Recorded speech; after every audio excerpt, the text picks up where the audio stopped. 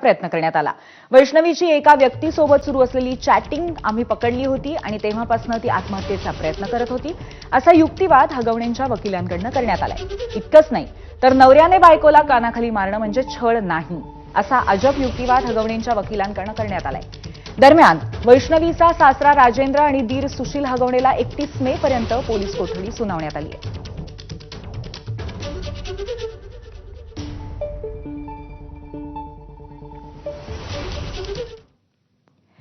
वैष्णवी हगवणेबाबत हगवणेंच्या वकिलांनी काही खळबळजनक दावे केलेत, आपण पाहूयात। जीव घेणं हल्ला तिच्यावरती झालेला नाहीये। अशा किरकोळ स्वरूपाची जी काय एखाद्या नवऱ्याकडनं एखाद्या पत्नीला मारहाण जर होते तर ते सुप्रीम कोर्टचं जजमेंट आम्ही आज दिलं कोर्टामध्ये की एखाद्या दिवशी असा एखादा इन्सिडेंट झाला, रागाच्या भरामध्ये नवऱ्याकडनं जर एखाद्या पत्नीला हल्ला झाला तर ती डोमेस्टिक व्हायलन्स होत नाही, ती हॅरेसमेंट होत नाही। हॅरेसमेंट होण्यासाठी त्याचं इंटेन्शन पाहिजे। पोलिसांनी एकतर्फी तपास करू नये, तिच्या कुटुंबियांना याबद्दल पूर्ण वेळोवेळी त्यांना आम्ही जाणीव करून दिलेली होती की तिच्या मोबाईलमध्ये आम्हाला आक्षेपार्ह गोष्टी सापडत आहेत, त्याच्यामुळेच तिच्या आणि आमच्यामध्ये वाद होत होते। तिच्या आई वडिलांनी ते मोबाईल तिच्याकडनं काढून घेतलेले होते। त्या मोबाईल मधली जी काय चॅटिंग आहे ती आम्ही सुरक्षित ठिकाणी ठेवलेली आहे।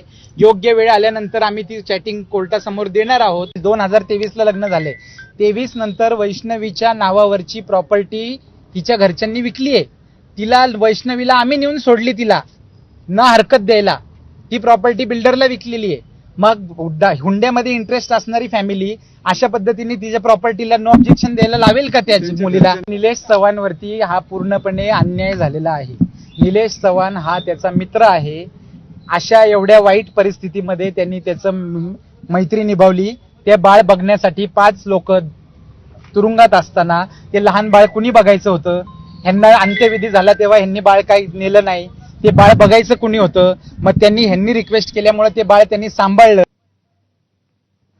आणि वैष्णवी हगवणे प्रकरणामध्ये आणखीन एक अपडेट असा आहे की हगवणे कुटुंबातील आरोपींची बाजू मांडणारे जे वकील आहेत त्यांच्यावर याआधी गुन्हा दाखल करण्यात आलेला आहे। 2022 मध्ये सरकारी वकिलाची कॉलर पकडून मारहाण केल्याप्रकरणी त्यांच्या विरोधात गुन्हा आहे।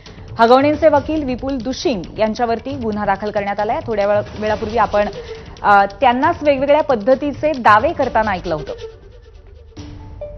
आपले प्रतिनिधी मंदार गोंजारी आपल्या सोबत आहेत। मंदार, आत्ताच या वकिलांनी केलेले दावे आम्ही ऐकले, आता त्यांच्या विरोधामध्ये नक्की काय प्रकरण आहे, काय माहिती आहे?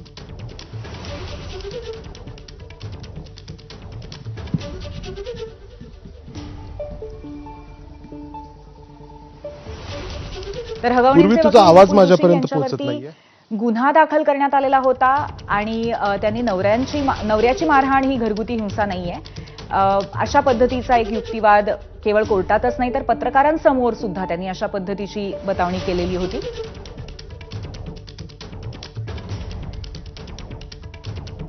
परंतु हगवणेंचे जे वकील आहेत त्यांच्याच विरोधामध्ये यापूर्वी एक गुन्हा दाखल झालेला होता। त्यांनी एका सरकारी वकिलाची कॉलर पकडली होती, या अनुषंगाने त्यांच्यावरती गुन्हा दाखल करण्यात आलेला होता।